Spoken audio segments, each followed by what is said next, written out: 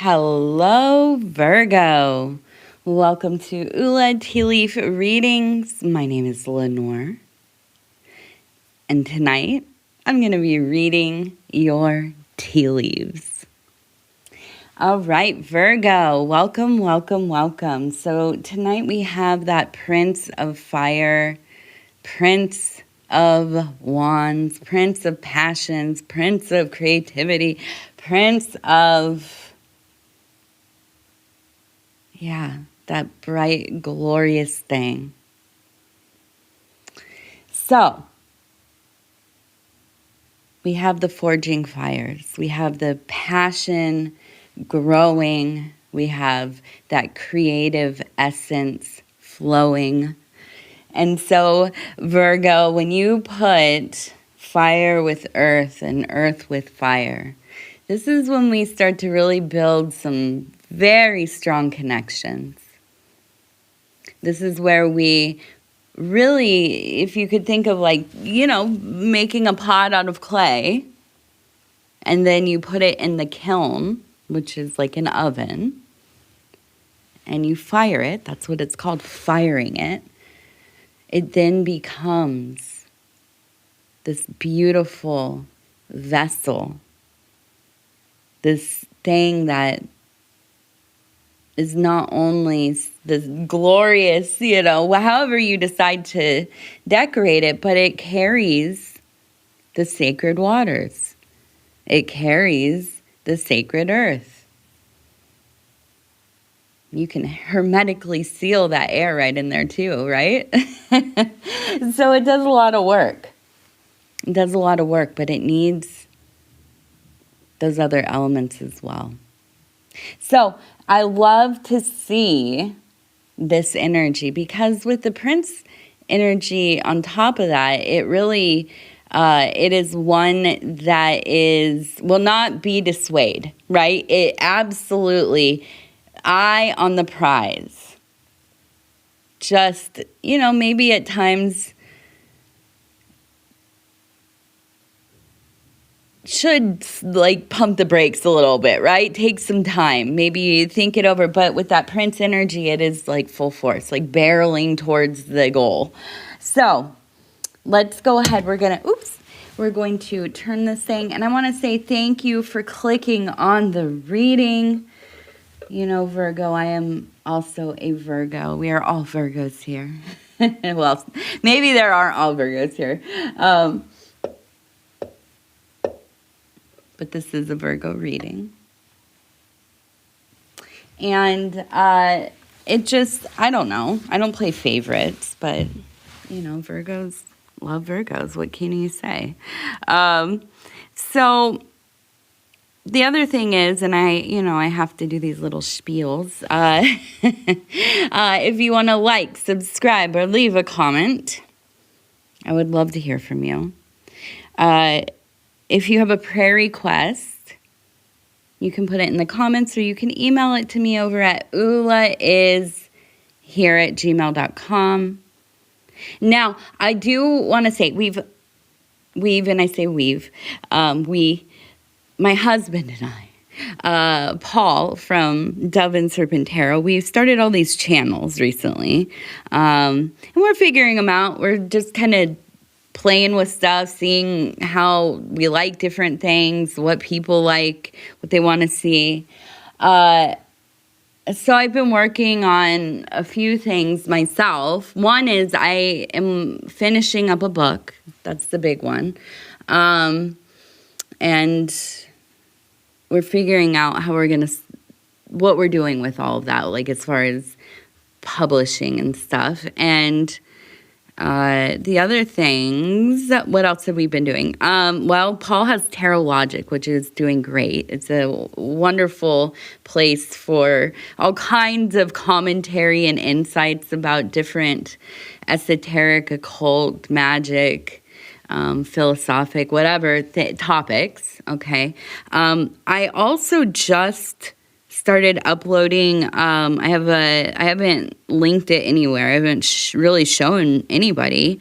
I've been doing subliminals, and I like this because I have a really deep love for music and noise and experimental stuff. So for me, this is fun because it is really magical work, technomancy, if you will. And it's just really fun to do, no matter like what the vibe. It kind of just is.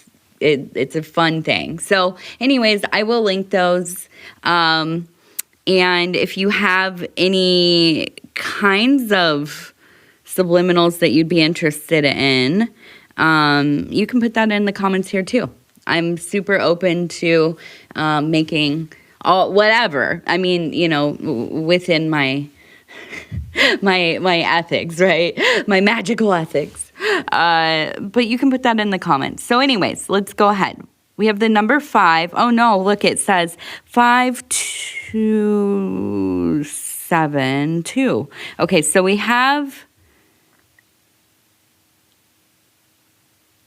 I'm going to go 725 or 527, and then we have a 2. So maybe times 2. I'm not doing that math. I don't need to embarrass myself because I'm bad at math. I'm not gonna I'm not gonna perform that to you. If you know the number, put it down there. Extra points if you didn't use the calculator. Okay, so it looks like we have 3 people on a horse right here. We have 1, 2, 3. Here's the horse. And it looks like we have another person up here on maybe a horse, maybe like a motorcycle or something like this. But I get this really strong feeling that there's been a situation in your life at some point where there was a need to move swiftly. And I don't know what that involves. If you were leaving there was a separation of your parents, or for some reason you didn't want to be found by somebody, or it feels urgent. It doesn't seem like it's like a super frivolous thing. I think though, really it's almost like this for most of your life has seemed like just kind of like a story probably everybody has. And it's one of those kinds of things where when you share it and you kind of laugh about it, and maybe you have been able to, like with the people you grew up with, or, we often share these kinds of, like if you grow up in a certain lifestyle and there's been a lot, it's very, there's a lot of turmoil, there's a lot of stuff going on. It spreads, it's in the community as well around you. You all kind of are going through similar things at home. And you can kind of laugh about some of the stuff because it's like, what do you do when things are hard to understand, when they're terrible, when they're bleak, when they're traumatic? I don't know about you, but I myself came from a very traumatic childhood, and the way that a lot of us got through it was joking, laughing, being able to relate to each other. Now, when you get up out of a situation like that and hopefully find your way in the world towards, whatever's going to help you do your true work, fulfill that thing that's a true will or your reason for being here, right? When you get in alignment with that, despite all of the circumstances you're coming out of, you start to experience maybe people that did not grow up like you. And so you have this humor about things, and you share things that feel like, oh, that's whatever, that's not a big deal. But to other people, when they hear that, you can see their reaction. And you're reminded, oh, yeah, that was maybe That was maybe like a little much, you know. And I feel like you're in an era of, well, it is healing. I mean, this is part of the goal, is to heal. But I think for you, it's so much about letting go of shame and guilt and hurt and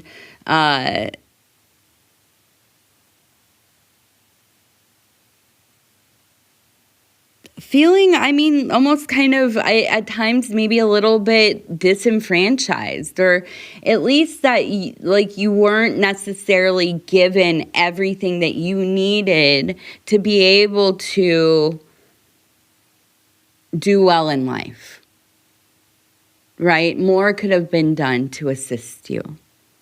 But here's the deal. I feel like you're in that place in your life where you're starting to like really come to the understanding. And I think this happens like in middle age for a lot of us. Maybe younger, maybe older. If it's younger, good, right? Release yourself of the snare as quickly as you can. But you start to realize, like, this is all true, but then what? People didn't do what they were supposed to do for me, didn't give me the opportunities I needed. I grew up in the wrong place. I was in the wrong tax bracket. Whatever. I didn't have everything that everybody else had, or even like within your own family. Maybe your other siblings got more than you. Maybe what do they call that? Like the golden child? You were not the golden child. It was harder for you. And you see that, and people see that, and, it is, and that's true. And you can testify to that. But then what? What does that mean right now? And that's what it is. We're at that point. I can live in this belief. I can wear this belief like it is a badge of honor or shame. Maybe both.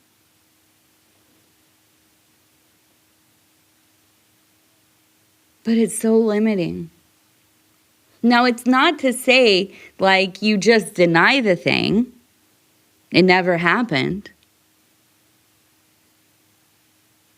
No. We accept it for what it is. And we also have to really look at how we have survived life. Day by day. Doing what we have to do to get to where we are. Can you imagine what you could have done if you weren't oppressed by the belief that you weren't given everything everybody else was? I mean, we know, right? We know. But when we get stuck in that thinking, sometimes, and we've all known people like this, you get into that room of thinking and you don't know how to get out. That's what it is. That's where you end up. And it stops people from ever realizing their potential. I don't know about you, fellow Virgo, but I as a solar Virgo, blazing bright,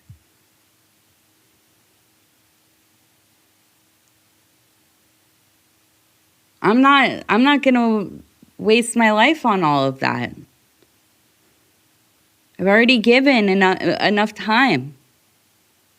I've done my years. So what now?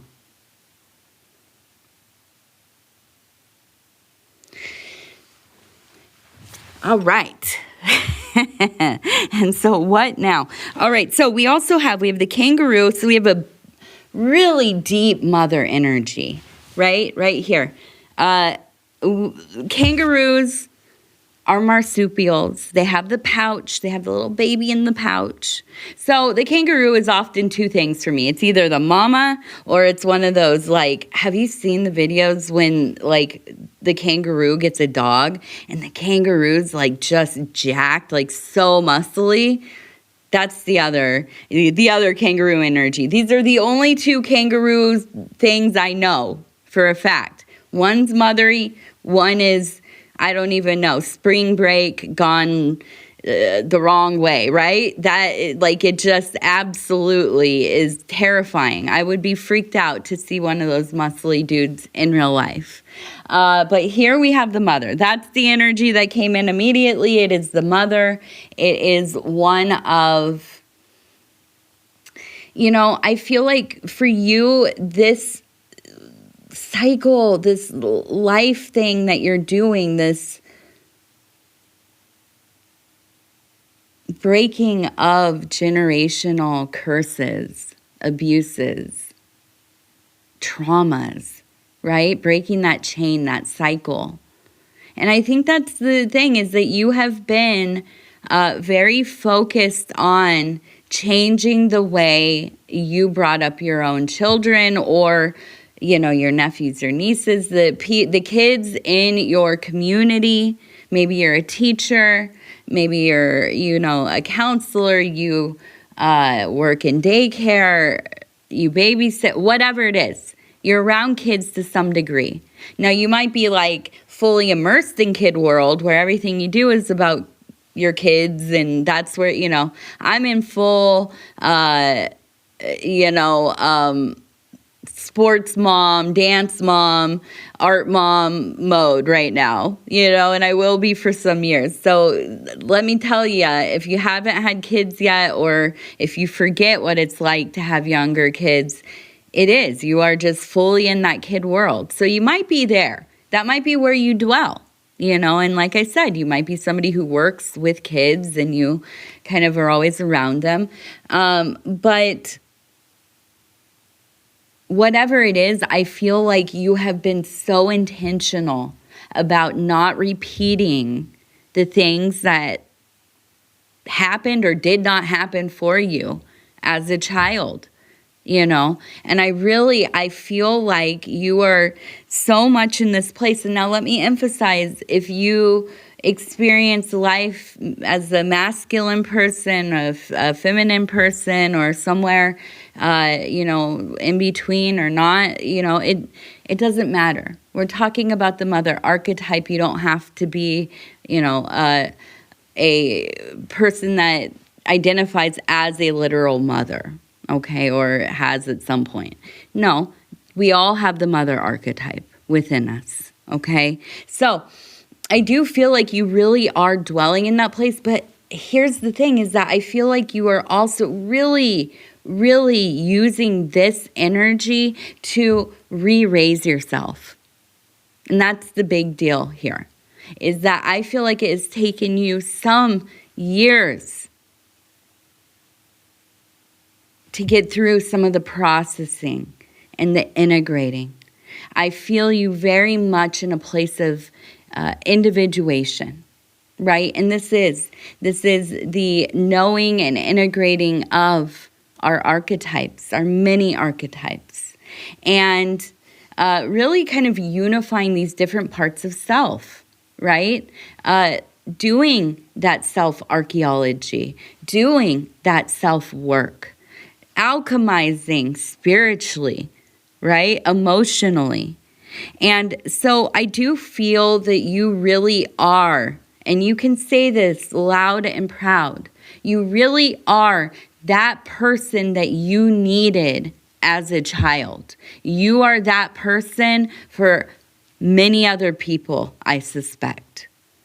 And for that, I would say you are like a saint, right? You are like a angel. You are like a light being, a light worker, somebody who is lifting the collective vibration, somebody who is keeping the framework of our social ties, our community together. And doing that through exemplifying somebody who absolutely cares. And that's it, and cares. You are aware, Virgo. You see what is going on. And you and I, as these earth mothers, these earth fathers, we will not allow for it. We will not allow for it. We are very much a part of what holds things together. That is our work. And more so than maybe it has been in a long time, the world needs us. Our communities need us. Our families need us. And you know who needs us most of all? We need ourselves. We need to show up for ourselves.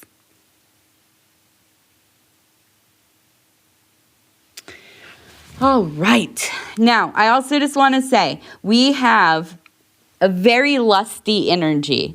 Okay, let me just I know it's all serious, and then there's a very lusty energy. We have the devil energy over here. You can see the face. Look at that face. And laughing.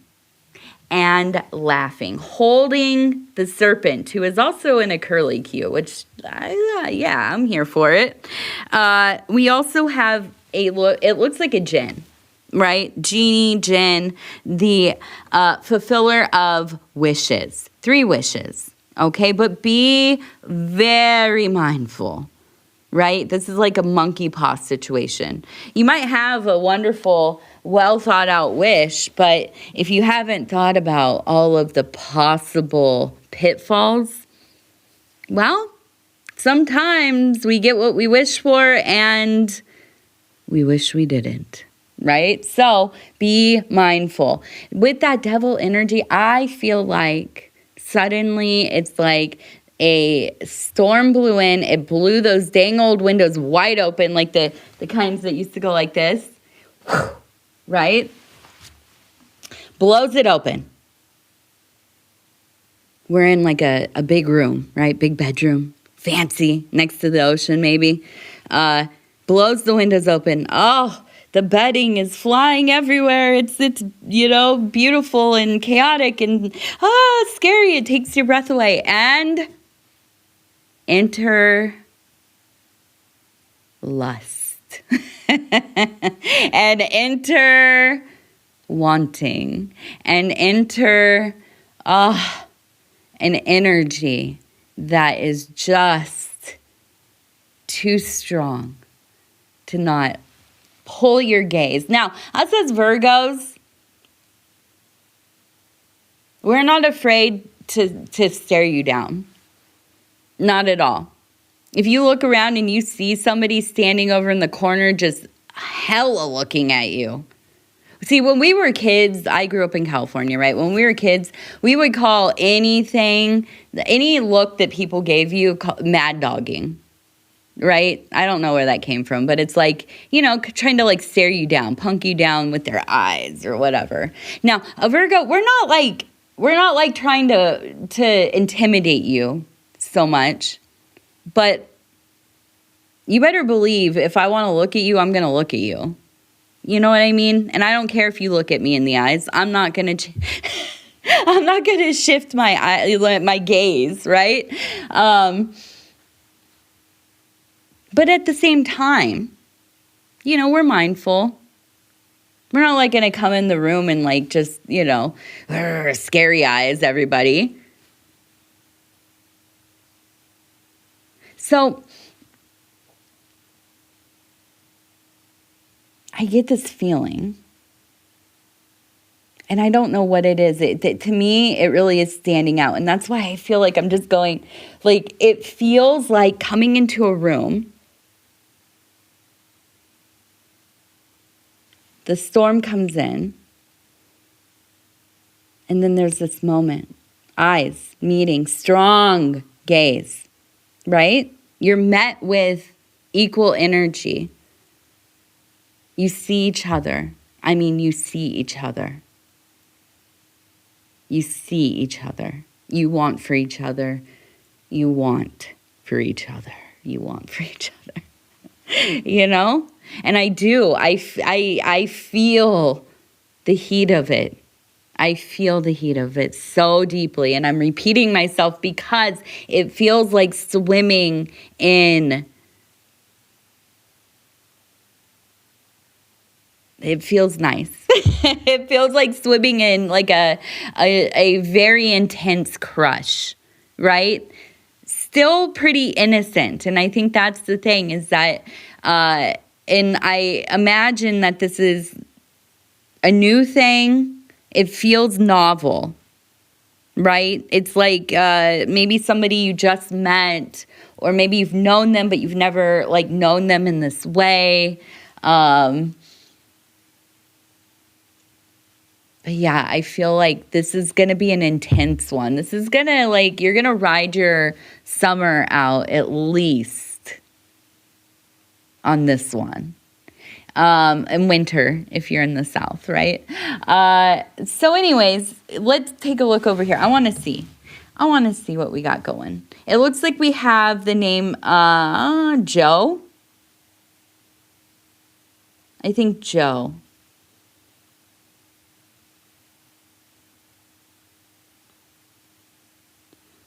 Joe. It could be Jill.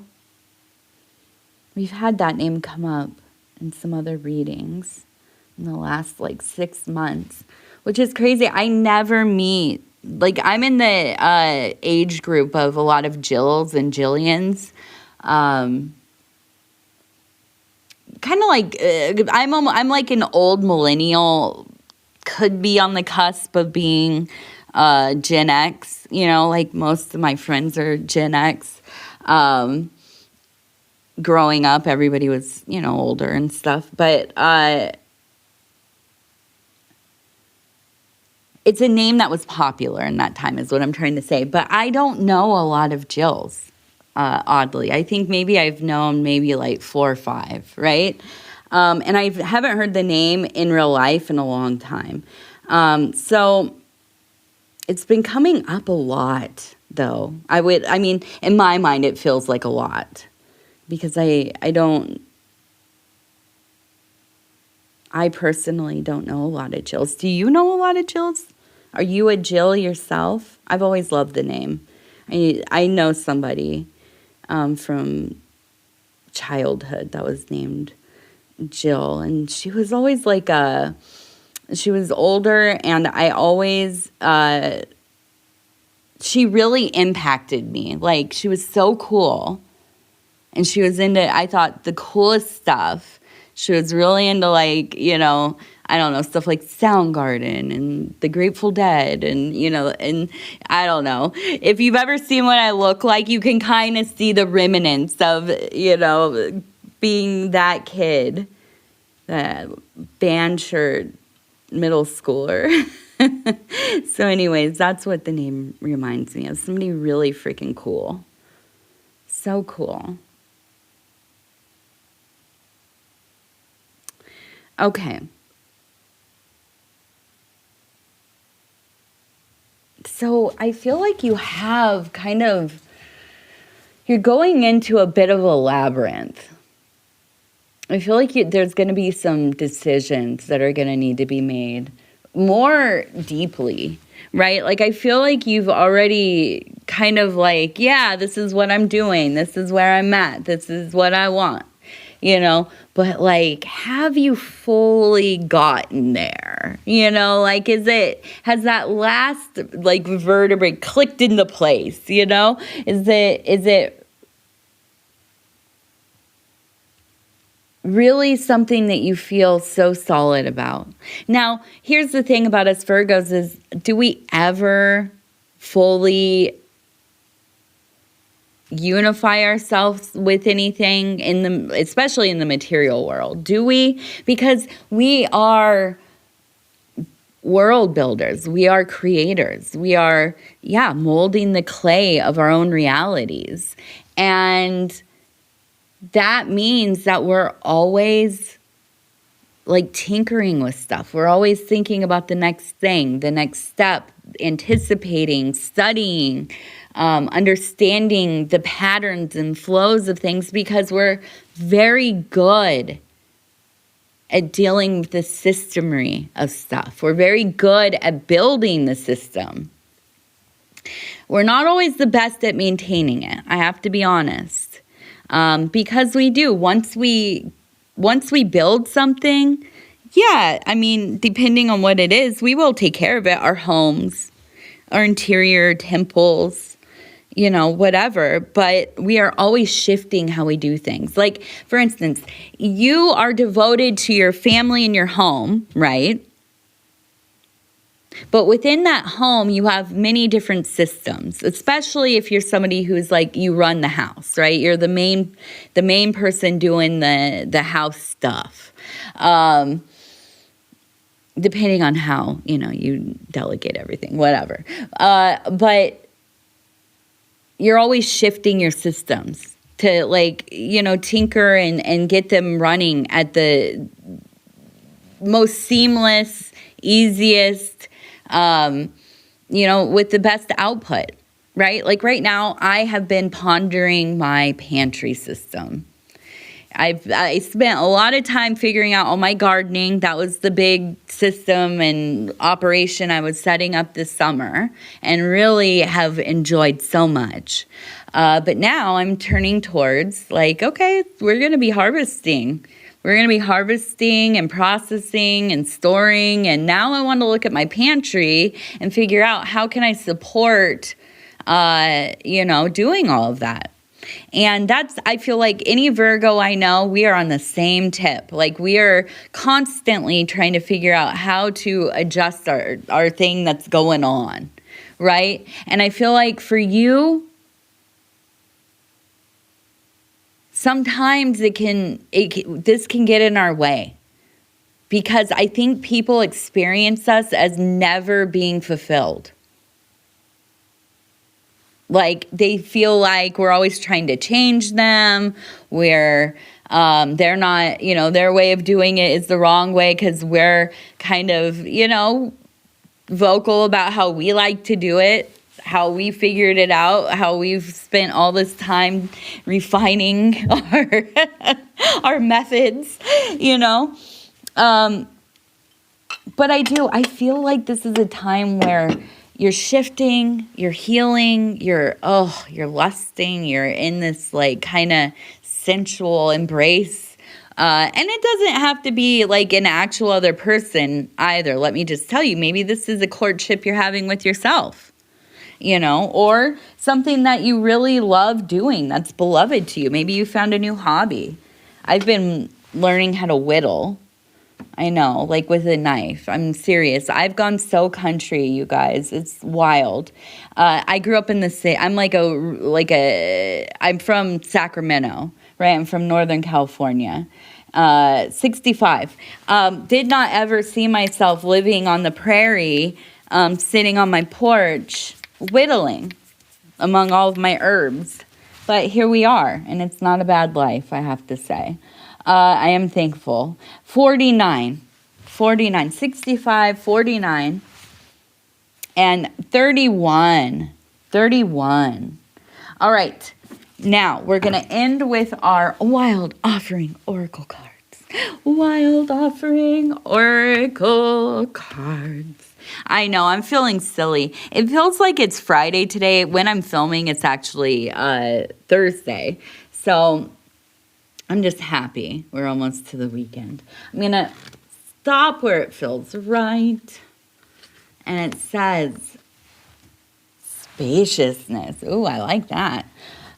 What do I no longer need? Help me, God, to release whatever people, places, or things drain my vital essence.